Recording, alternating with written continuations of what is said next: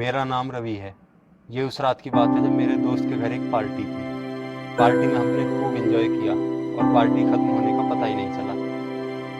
मैंने कहा, चलो ठीक है, अब इजाज़त दो, मैं चलता हूँ। अरे भाई जरा रुक जाओ, थोड़ी देर में ही सुबह हो जाएगी।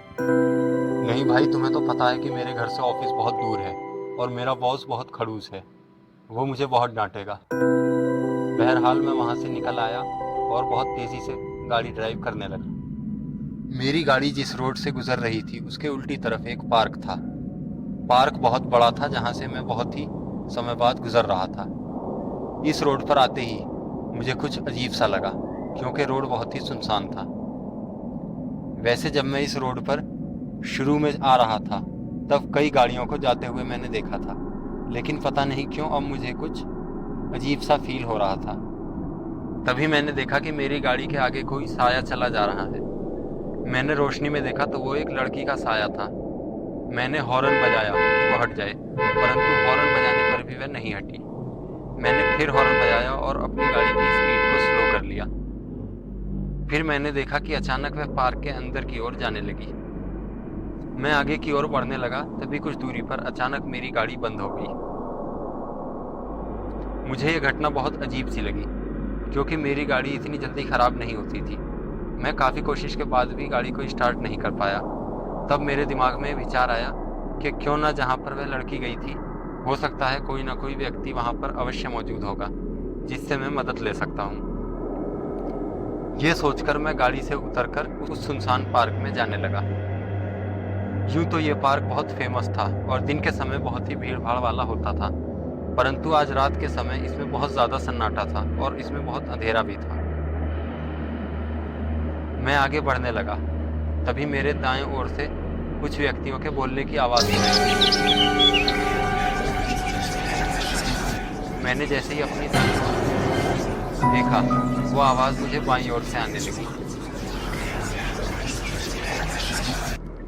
और जब मैं बाईं ओर बढ़ा तो आवाज़ मुझे अपने सामने से आने लगी।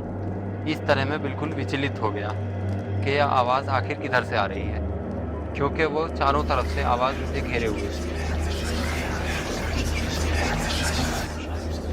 मैंने ज़ोर ज़ोर से मदद के लिए आवाज़ दी,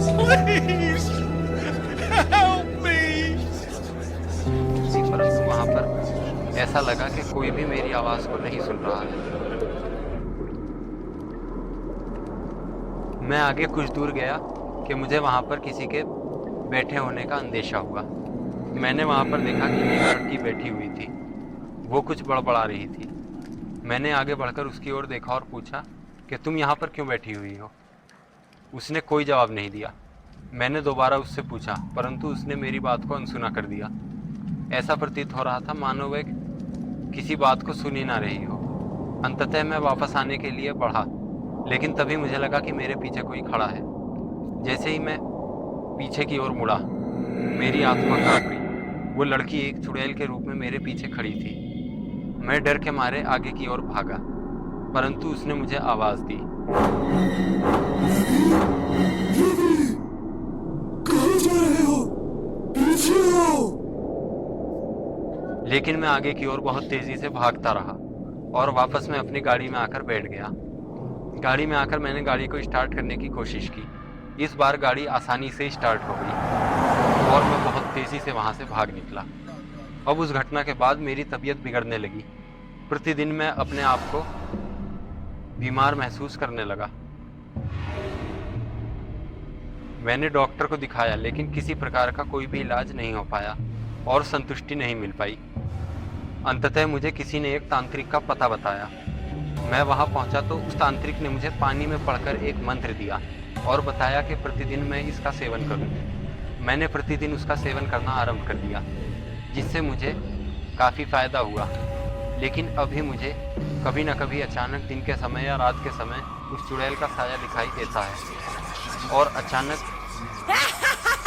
चीखें और आवाज़ें सुनाई देती हैं।